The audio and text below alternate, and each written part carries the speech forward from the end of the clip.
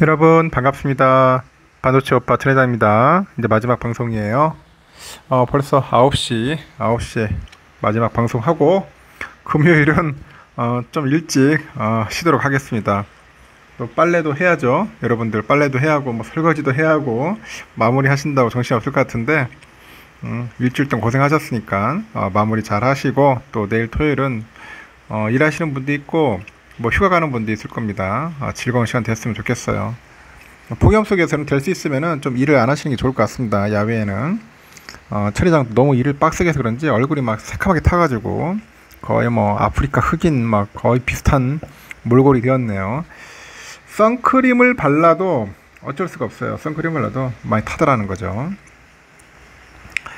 홍콩의 H지수, 홍콩 H지수가 있는데 이거를 바라보는 투자자들이 또 속이 타들어간다고 하네요. 지금 또 보니까 왜 타들어가냐?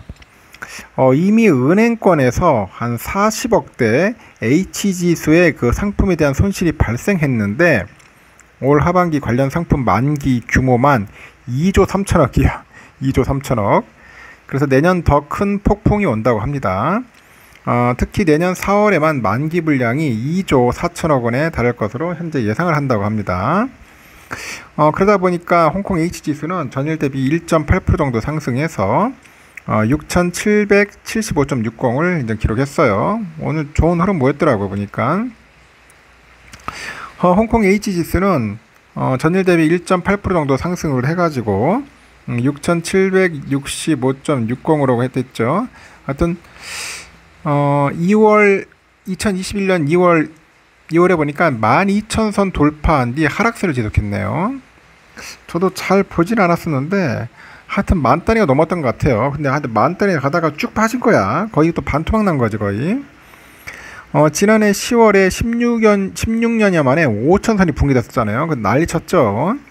그래가지고 올 1월에 7,700선 고점 찍더니 다시 또 6,000선으로 내려간 겁니다. 그래서 홍콩의 H지수의 최고점에서 상투를 잡은 ELS가 있어요. ELS 등 그 상품 투자들은 애타는 겁니다. 지금 속이 타들어가요. 이 만기 도래까지 의미 있는 반등이 이뤄지지 못하면 원금 손실 위험에 있어요. 원금 손실 위험 처할 수 있다. 그 삼성증권에 따르니까 올 하반기 그 홍콩 H지수 연계 만기 도래 상품 규모가 2조 3천억이라고 하네요.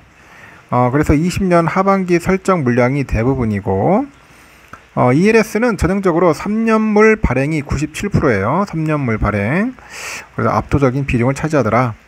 그 해당 기간 지수 평균은 1만선 수준으로 현재 주가 지수 대비 60% 높고 하반기에 만기 도래 상품 역시 주가 하락으로 조기 상환되지 못한 채 만기를 이제 맞을 가능성이 높아요. 이미 손실 우려는 현실화되고 있는데 금감원에 따르니까 3월 말 기준이죠. 낙인 영어로 낙인인데 이게 뭐냐면 원금 손실 구간 진입이야. 원금 손실 구간 진입인데 이 녹인이 발생한 이 파생결합 증권이 7조 2천억 원으로 전액 ELS에서 발생을 했다고 합니다. 그 지난해 그 홍콩 H지수 약세가 지속되다 보니까 주로 홍콩 H지수 그 편입 ELS에서 녹인이 발생한 거예요. 그러니까 완전 녹아 들어가는 거야.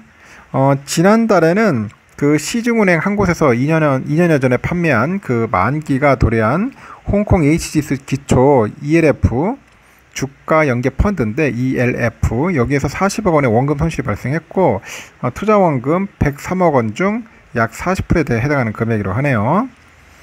그래서 내년 만기 분량 규모가 더 커요. 그래서 홍콩 H지수 연계 상품이 2021년 집중적으로 발행했는데 그해 4월 2조 7천억 정도 규모 상품이 발행됐고 내년에는 4월 2조 4천억 정도 물량 만기가 돌아옵니다. 그 내년 4월을 비롯해서 총 내년 만기 도래 예상 규모는 13조 9천억 정도 달하는 거죠. 그렇게 해당 만기 물량이 대부분이 글로벌 주식시장이 전반적으로 강세를 기록하는 국면에서 설정된 물량이라고 합니다. 이렇게 주가지수가 사상 최고가를 경신하는 시점에서 이제 해당 물량이 발행된 거죠. 문제는 뭐냐? 문제는 해당 시점 대비 주가지수가 고꾸라진 거야.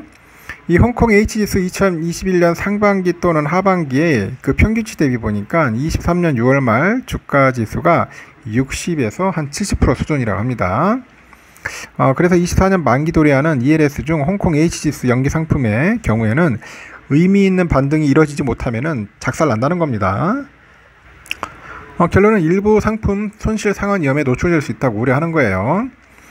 이렇게 지지부진한 주가 흐름에 홍콩 H지수 관련 상품의 조기 상환도 부진한데 ELS의 통상 만기는 3년 그리고 6개월마다 기초자산 가격을 평가를 해서 조기 상환할 기회를 줍니다. 유안타 증권에 따르니까 지난달 초 절반 이상이 1차 조기 상환에 실패를 했다고 하죠. 중국의 소매 판매 증가로 이제 하반기 중국 증시에 대해 긍정적인 견해를 갖고 있지만은 당장 홍콩 H 증시가 강하게 상승하지는 않으면 3분기 조기 상환 감소는 피하기 어려울 거라고 하죠. 다만 그 국내 증시 전문가들은 홍콩 H 지수의 단기 추가 상승 여력이 있다고 판단을 합니다. 그래서 지금 홍콩 증시를 떠나갔던 중국과 해외 투자자들이 7월부터 다시 순매입을 재개를 하고 있고요. 8월 실적 발표가 집중되는데 실적 개선 가시성이 높다고 이제 설명을 하네요. 하나증권은 홍콩 H지수 하반기 예상 밴드를 6,400에서 8,730으로 잡았고 하반기 중국 경기와 정책의 순환적인 회복을 반영을 하면서 지수 하단을 점차 높여가지고 대외 악재에 점차 둔감해질 거다 그렇게 판단을 하는 것 같습니다. 참고하시면 될 것 같습니다. 하여튼 여러분들 함부로 ELS 같은 거 하지 마세요. 잘 모르시는 분들이 뭐 ELS, ELF 하는 것 같은데 이게 잘 나갈 땐 좋은데 이게 원금 손실도 있다는 거 그런 거 조심하셔야 돼요. 그리고 요즘 글로벌 신용평가에서 피치죠. 피치가 미국의 신용등급을 AAA에서 AA 플러스로 강등을 했어요. 뭐 지네 나라 막 그래 강등시켜버려 그냥. 미국의 국채금리가 연일치 솟고 있고 미국 정부가 3분기에 국채 발행 규모를 기존 계획보다 확대하기로 한 점도 이 채권 가격을 하락을 부채질합니다. 이 고용지표가 예상보다 좋게 나오고 있는 것도 이유 중 하나다. 월스트리트 투자자들도 미 국채 투자와 관련해서 엇갈린 견해를 보이는데 리들 버핏으로 불리는 빌 에크먼 퍼싱 스퀘어 회장은 국채 가격 하락에 무게를 뒀고 반면에 워렌 버핏 우리 회장님은 지속적인 미 국채 투자 의사를 밝혔다. 저 같으면 국채를 사고 싶네요. 우리 버핏 형님처럼. 미국 국채 10년물 금리는 3일 장중 연 4.198%까지 상승을 해가지고 지난해 11월 이후 최고치를 기록을 했고 지난 3월 1.07%포인트까지 벌어진 10년 만기 국채 금리하고 2년 만기 국채 금리의 역전 폭도 0.7%포인트 줄었어요. 이렇게 미국 국채 금리를 끌어올린 것은 미국 재무부의 국채 발행 규모 확대 계획과 신용 등급의 강등이에요.